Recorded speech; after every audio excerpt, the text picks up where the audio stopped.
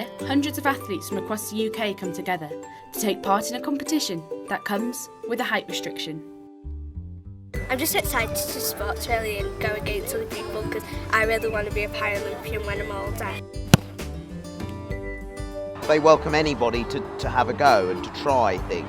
The games means everything to me because it's so much more different than what I face every single day.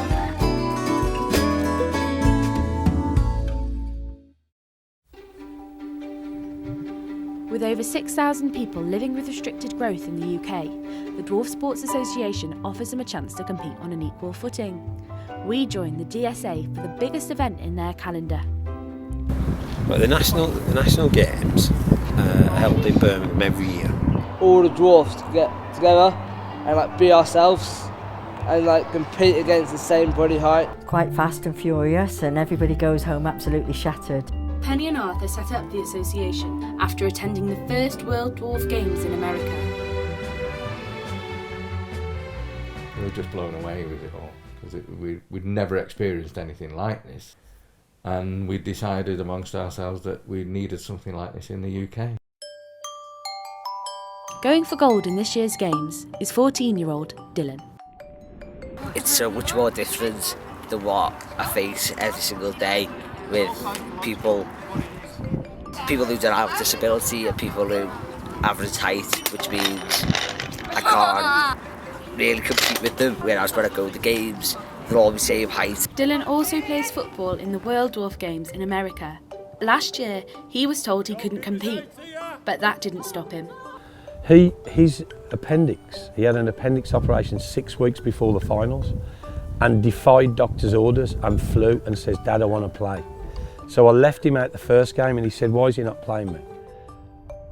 He demanded to go on the pitch. The Mad Scouser. They're inspirational for me. I've taught many talented children, but these are up there with the best I've ever taught. Free kick there, please, Matt. Ball. We use sport as a tool to create positivity into the lives of people with dwarfism. Yeah.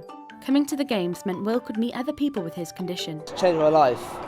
My first time I came here was when I was 8 years old, and before that I didn't know anyone with dwarfism, except for me. When I was a kid, growing up as a person with dwarfism in an average height family, when reality hit home that I was smaller than the rest of my family, I felt alone, and I wondered if there was anybody else like me out there, and if something like the Games had been around then, I think I would have perhaps had a little bit happier childhood than what I did. And I think the Games are important really to come and have a sense of belonging. It's not just for the athletes as well, it's for the families of the athletes, because they have this small person within their family and they need to realise that they are capable of doing anything they can. Concentrate now.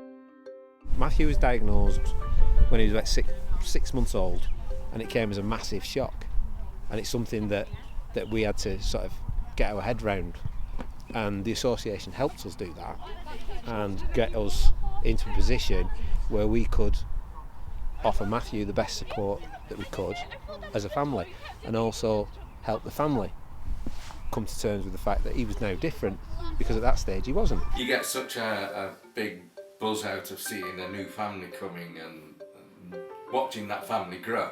He can go to the games and he'll come back with medals for discus, shot put, whatever, and then he'll go back to school and it's sports day and he'll come last. But that doesn't matter to him, because he knows that if he runs against somebody his own size, he's got a good chance of doing well. It's about the feelings and the vision and getting them on the pathway to life. They might not want to be a sportsman or sportswoman, but if they feel good about themselves in life, then we feel we've done something. This year's 22nd National Games will be the biggest in its history. Penny and Arthur, they've made this game so big. Year on year it's grown and grown and grown. There needs to be a focus to the application rather than... To keep up with the increasing association, Sean and Tom have been taken on as graduates, and they will help with the running of this year's Games. What are you doing, Sean? Probably on Facebook or Twitter or... I'm on my emails actually, because I'm the head email guy, I do all the work. Go ahead, Thomas. I disagree massively, because he's only just got his laptop back today. after 6 weeks. I can't imagine working with someone else. It's a great thing, I feel, to give it back to DSA. Sean and Tom grew up competing in the games, but this year it's a different story. Like, it's a good weekend, like you have fun in that, and maybe we might not have as much fun as we're working.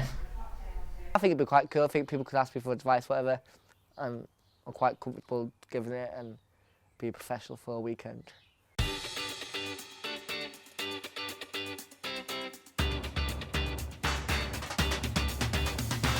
Everyone's arriving for a great day ahead.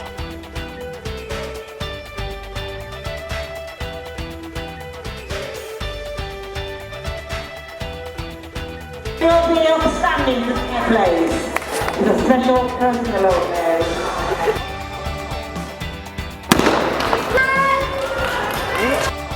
Georgia Swindle, number 168. Ellie Spokes, number 164. Competing with people on a kind of level playing field literally is the big advantage of the DSA games. It means the world to me, really. Like, without it, I don't know where I'd be. Before I joined here, I was a different person. Now I've changed. I've become more sociable, more confident. And confidence is something Will is not lacking when it comes to his predictions for the day ahead. Goal in a discus, shot put, a medal in shot put would be nice. A medal in 100 metres, medal in 60 metres, and a medal in a relay would be very nice. With competitions well underway, the atmosphere is tense. I get very competitive here. Hold your back. Sudden death. Ooh. Now if the yellow score, green has to score.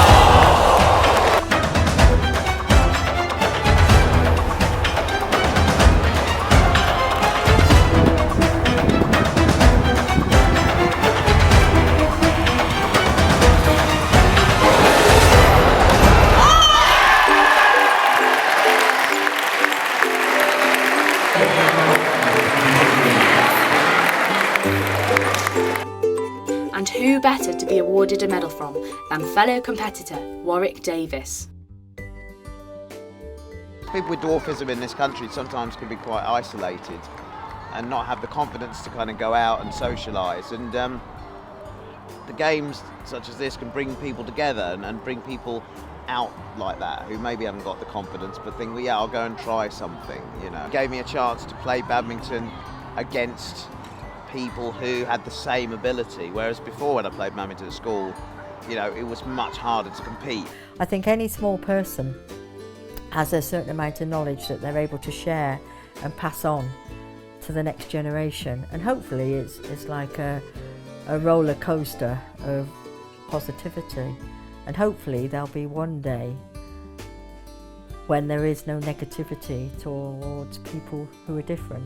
Matt goes out with his friends. People still stop and stare and laugh and point. But he's in a position now that he's comfortable in his own skin, that he doesn't feel any negativity himself.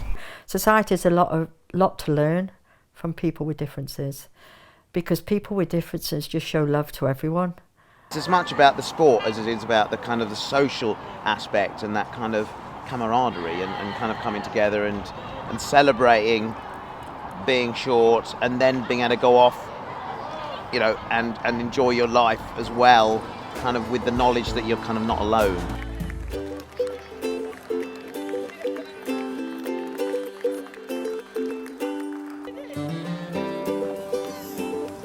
We're getting older and we see us retiring soon, and we would like to, we would all like to see us retiring soon. They've been trying to retire for about 25 years, but they won't.